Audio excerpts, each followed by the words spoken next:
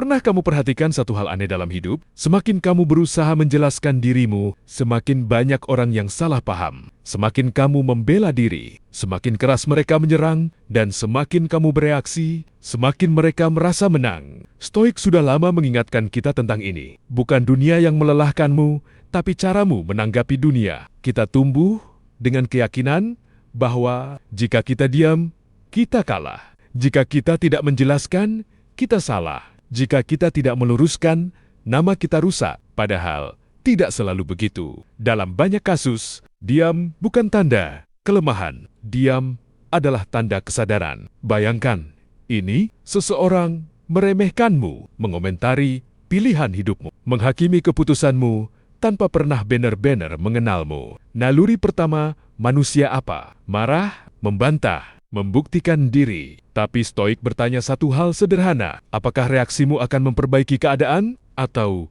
hanya memberi mereka kepuasan? Karena seringkali reaksimulah yang mereka tunggu. Marcus Aurelius menulis, kamu tidak harus bereaksi terhadap setiap hal yang mengganggumu. Kalimat sederhana, tapi dampaknya besar. Orang-orang yang suka memancing emosi sebenarnya tidak kuat menghadapi ketenangan. Mereka hidup dari responmu, dari amarahmu, dari pembelaanmu. Tanpa itu, mereka kehilangan arah. Stoik mengajarkan satu prinsip inti, kendalikan apa yang bisa kamu kendalikan, dan lepaskan sisanya. Pendapat orang lain tentangmu bukan wilayah kekuasaanmu. Penilaian mereka, asumsi mereka, cerita yang mereka buat tentangmu, semua itu di luar kendalimu. Tapi reaksimu itu sepenuhnya milikmu. Perhatikan ini. Baik-baik, saat kamu terpancing emosi, kamu menyerahkan kendali. Kamu bermain di arena mereka. Kamu turun ke level yang mereka inginkan. Dan di level itu, mereka sudah berpengalaman. Stoik tidak menyuruhmu menang debat. Stoik mengajarkanmu tidak ikut bertanding. Ada kekuatan besar dalam tidak bereaksi. Bukan karena kamu takut, bukan karena kamu lemah, tapi karena kamu sadar nilai dirimu tidak ditentukan oleh opini orang lain.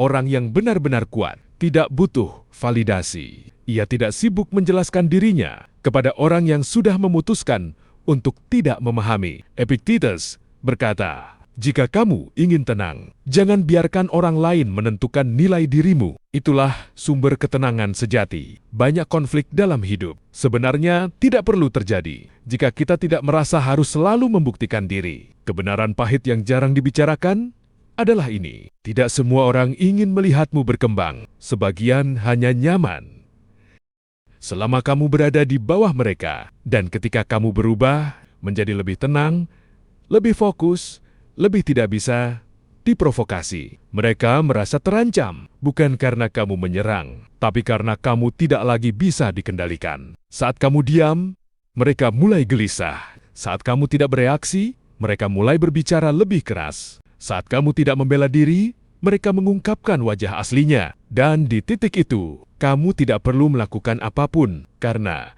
karakter selalu terbongkar saat tidak ada reaksi untuk ditunggangi. Stoik menyebut ini kemenangan tanpa perlawanan. Bukan karena kamu menghancurkan orang lain, tapi karena kamu menguasai dirimu sendiri, dan itu jauh lebih sulit. Mari jujur, hidup akan selalu memberi kritik, fitnah, penilaian, omongan di belakang. Pertanyaannya bukan bagaimana menghentikan itu. Pertanyaannya, apakah kamu akan membiarkan itu menguasai batinmu? Karena ketenangan bukan hadiah dari dunia. Ketenangan adalah hasil dari disiplin batin. Ada perbedaan besar antara diam karena tidak berani, diam karena tidak perlu. Orang yang diam karena tidak perlu, tidak terburu-buru menjelaskan, tidak sibuk membenarkan citra, tidak panik dengan opini. Ia tahu siapa dirinya, dan itu cukup. Sama seperti singa. Singa tidak berdebat dengan domba tentang siapa yang lebih kuat. Ia tidak berteriak,